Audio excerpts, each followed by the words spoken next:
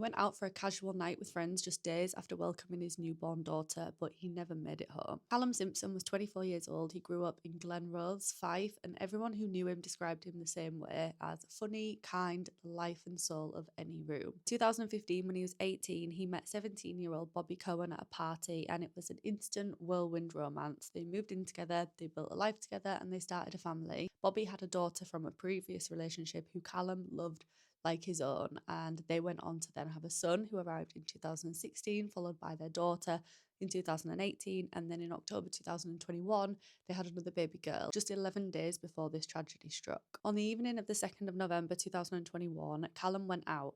Him and Bobby had got into a little bit of an argument, nothing too serious, but he left on a slightly off note. He met up with a friend and they ended up at a flat that belonged to 27-year-old Dylan Brister. Dylan and his partner, 21-year-old Cameron Allen, were both there that night. Friend left after a little while, which left Callum alone with the couple. What happened next was absolutely horrific. Dylan and Cameron spiked Callum's drink with Class C drug etizolum, which is often referred to as street Valium. It was obviously mixed with alcohol as well, and once he was unconscious after drinking this, he was completely defenseless. They bound his wrists with rope and they subjected him to a serious SA and R attack. The entire thing was filmed on one of their phones as well, and then they left him lying on the sofa and they went to sleep as though nothing had happened. The next morning, on the 3rd of November, the couple found Callum dead on the sofa. Rather than ringing emergency services straight away, they tried to cover their tracks, so they got rid of the rest of the tablets that they had used to put in his drink, and they deleted the videos that they'd taken.